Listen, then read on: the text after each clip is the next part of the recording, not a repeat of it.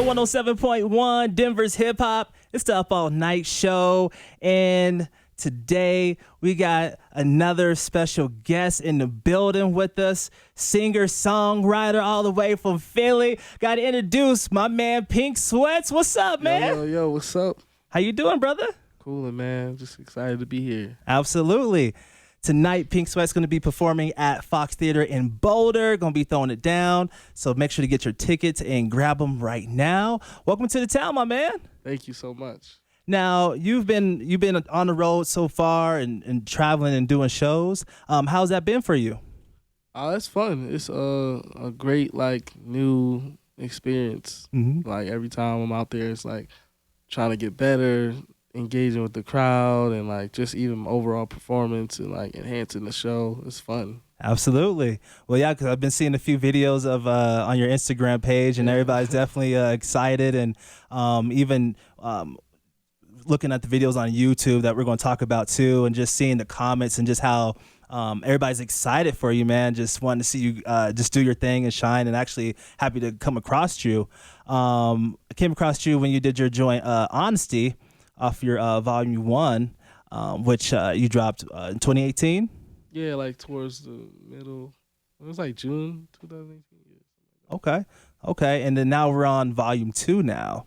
Yeah. Now, what was the transition from Volume 1 to Volume 2? What's just hearing the sound? I love the sound, by the way. Thanks, you man. do have an amazing that. voice, man. When you do hear it, you're like, wow, you can take the beat away and you can still get your full raw voice, which is dope, Thank man. But yeah, so how was the transition from Volume 1 to Volume 2 now? Really, it's kind of the same thought process. Mm-hmm. But I guess shout out to Bobby McFerrin.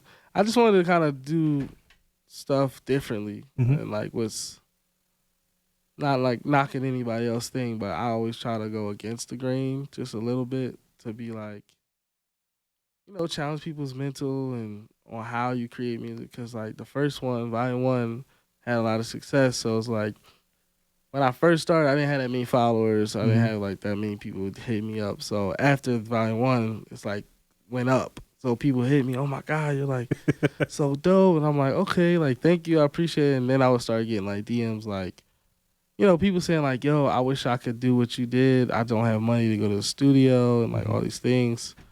So Volume 2 was more me showing people how I made Volume 1. Because I made Volume 1 in an Airbnb on a couch or on a bed. Oh, wow. With a USB microphone. And people didn't know that because the quality's still there. It's but there. I did that. I replicated that same energy into Volume 2.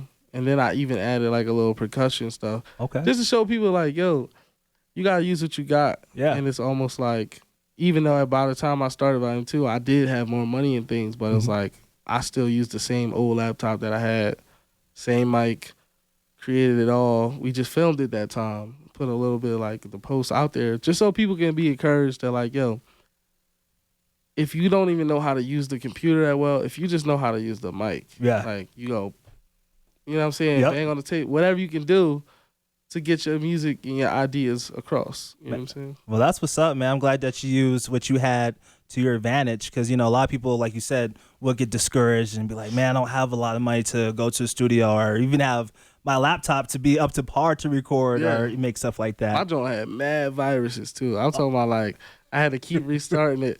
So just imagine, when that was my only option, it was all right. Yeah. But then imagine you get money and you can buy a new one and you still use it. It's just, it irks on another level. You're yo, how did I ever do this? But I had to push through because it was just really for, the people who support me and the people who are coming along to see that success, it can feel like an overnight thing, but it's never really truly overnight. True. It's a build. It's pressure. You keep pumping, eventually you burst something. So absolutely, man. And right now your latest project's out, Volume 2. A lot of great songs on there. I gotta tell you, your visuals to the songs that we're starting to see now, they're like mini movies. Yeah. You know what I mean? From start to finish, you're all right, what was it going to be like?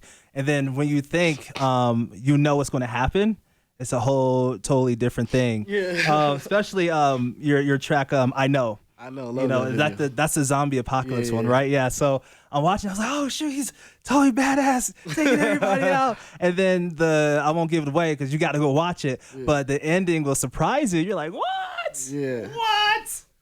It's crazy. What's the creative process of making the videos that you do make, and your reasoning behind to make them feel like a mini movie in a way? First I'll just say thanks to my team, Thrice Cooked, because they like help hone all my ideas.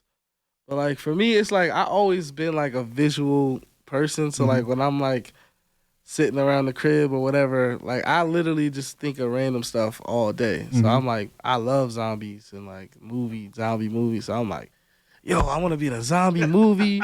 I want to do like this. I want to like, so everything that's pretty much in the video was like part of my rants, like to my team. And then like they'll like change things around, let me.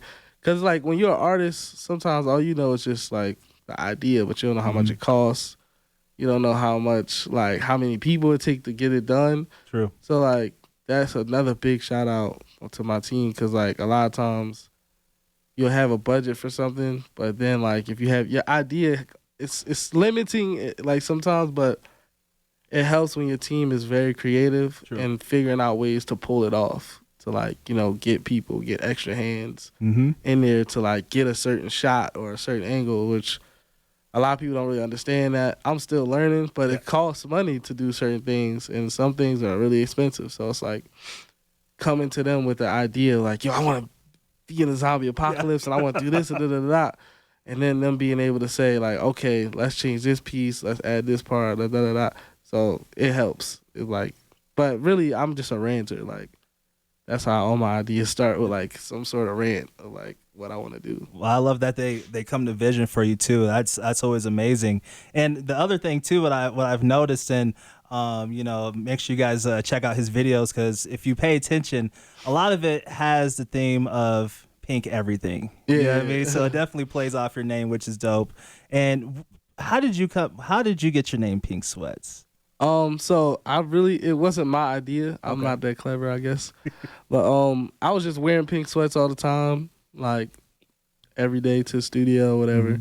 And then I guess someone had forgot my name, and then they said, "Yo, where's Pink Sweats?" And then I heard about it, and I was like, "Yo, that's kind of a dope name." Right? And it wasn't like intentional or nothing. I just liked it. No, that's dope. I'm glad you ran with it, man. And I'm glad, I'm glad all the visuals tie into your name and how you've been doing that. Now, you know, going back a little bit, did you grow up around music? Like, how did you fall into the music scene? So music it's like a weird thing for me as far as childhood, because I was kind of raised in like church and stuff like that, which is dope. But except I wasn't exposed to a lot of other music, so it's like I kind of like just imagine you hear songs in passing a lot versus like being able to live with songs. Like I don't really have a ton of like super big connections to a lot of songs that people have, because it's like when you're young, you formulate these feelings on music, because it's like, yo, I remember when I first got my first heartbreak and I like listened to this song over and over. And, like, I didn't really have that opportunity. Yeah. So for me, it's like my few experiences are like awkwardly like 50 Cent, Kanye West, because it's like somebody like maybe played it for me and I was like able to listen to it at their house, because maybe it's like my uncle, I would stay over there. He was into 50 Cent at the time, so it was like, boom. So I was just innately into 50 Cent. It wasn't like I had a whole lot of options. Yeah. It wasn't like, so like, I always make the joke that like 50 Cent was like the man for me, but everybody loved Jay-Z. I never listened to Jay-Z, not because I didn't want to, but nobody I knew was like a Jay-Z head. Oh, wow. To be like, it just coincidence that my uncle loved 50 Cent. So he had that album at that exact time, and he had two of them. So he like slid me one of them Jones. I just don't tell nobody about this one. But it's funny how like music is though, when you don't have that necessarily freedom. It's funny like what makes it to you. And like a lot of times, like now I'm older, I bang with Jay-Z and stuff, but it's still different because it's like I'm an adult. It's like different when you're a kid and you fall in love with something. That's true. That's true. Well, in Mile High City tonight, it is going down with Pink Sweats. He's at Fox Theater in Boulder. Make sure to grab your tickets. Head out there. It's going to be a dope show. Got Pink Sweats in the building talking about his his latest projects. What else is coming up for you? Like, what other artists do you see working later down the road with? Is there a couple artists that you can see yourself in the studio with? Right now I'm just kind of like going with the flow. Okay. Like it's some people that naturally I listen to, and I had the opportunity to get in the studio with them. Mm-hmm. So like, I have a song coming with BB Rexa. Oh, nice. Wow, she's amazing. I'm not gonna say the other ones because I don't know if I'm gonna release them or not. But it's a lot of dope people out here that I've been like collabing with, making music, and it's just like it's fun because it's like your peers. Mm-hmm. A lot of times, I think for me, it's like I'm not like fanboy about anybody. I just look at everybody like I respect their art. And right. Like, do I want to like make art with you? Okay. Versus like, oh my god, like I don't really like that because I've been a songwriter for a long time, so it's different.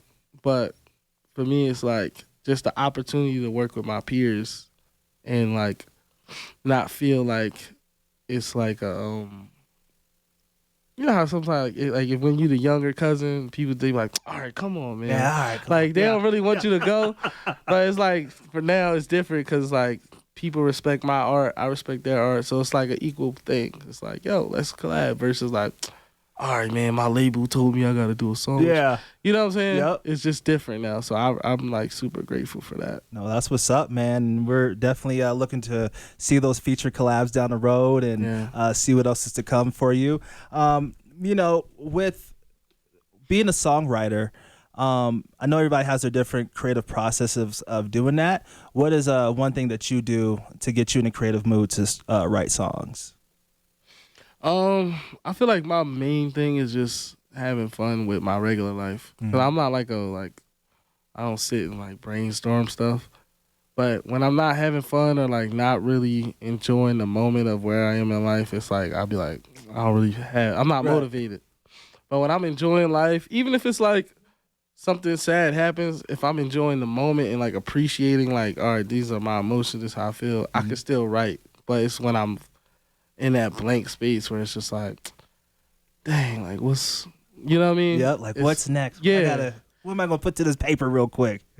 I'm not like I don't overthink music. So it's like, for me, it's just like breathing. I just go in the studio and lay like a chord or something and write the song. That's what's up, man. And I guess one of my other questions for you, because listening to both EPs, Volume 1 and Volume 2, you get a sense that, you know, you grew up around someone who was singing or someone who influenced you. Like, who was that person that was like, yo, you got that voice, pursue it? Or even just, how did you even discover that? It's so weird because I wish sometimes like I could bring my mom, but like my family didn't really know I could sing like that. Oh, wow. I only sang a handful of times in my whole life, like by myself or something like that. So nobody really was like keen to that because I always played drums. So it's like that was like my main thing. But I guess like my uncle, he was just like always encouraging me to like be like, yo, whatever. Not even like just singing, with just like whatever. Like, yo, just go hard, whatever you do. Like, you know what I'm saying? So shout out my Uncle Tommy. But it's like, it's just different. For me, it's like I didn't never look up to anybody to be like, oh, I want to sing like them. But my mom is a really amazing singer. But she always sang gospel. I never was like crazy into gospel as a kid because it was like that's all I could listen to. So it's like, man, y'all not gonna boss me around. I'm listening to what I want. So, but now I'm older, it's different because it's like you go back and you're like, dang, I remember this song. But when I was in it and I was a kid, I just felt like, nah, man, y'all trying to control me. Yeah. So like, I'm not vibing with this. Yeah. So it's different. Well, that's what's up, man. I'm glad you're doing well and you've had your success over the time, man. And you know that killer joint, Honesty. You know, that joint right there, when I first saw it, I was like, okay, this thing going, man. Yeah. And again, that creative, that video, which y'all should go watch again at the end, you'd be like, what? Wow. Like, what? Again, so kudos to you, man. And, you know, keep being creative with your videos and your music, you know what I mean? Because you're definitely making some impact out here. Like I said, even just reading comments and just going through everything, it's all positive stuff. You know what I mean? That's They're like, amazing. yo, I saw one that was like, I found gold today. I found gold. So when you see those That's kind of cool. things about artists, man, it's always like, all right, cool. You know That's what I mean? amazing. So keep doing your thing. That's all Thank I you. want to encourage you on that part, man. And you guys make sure to check out both volumes, Volume 1 and Volume 2. Definitely check out the videos. And also come see Pink Sweats perform tonight at the Yeah. Fox Theater in Boulder, baby. Let's go. And real quick before you get out of here, man, you know, we're almost wrapping up 2019, going to be in 2020 pretty soon. What are some other things you plan on dropping another EP soon or an album? Like, or is that under the wraps? We working on this album. Okay. I'm trying to tighten it up now. But yeah, 2020 is coming. And then in between I'll be dropping some like singles. And some of them will be on the album and some of them will just be, you know, just music to give to people so they don't have to wait forever. That's what's up, man. And if they want to find you on social media, how can they find you? Y'all can check me out at Pink Sweats on Instagram, everywhere really, except for Twitter. It's at Real Pink Sweats. That's what's up. Well, thank you so much for stopping by, man. Thank We you. appreciate you. Appreciate y'all. High City Pink Sweats.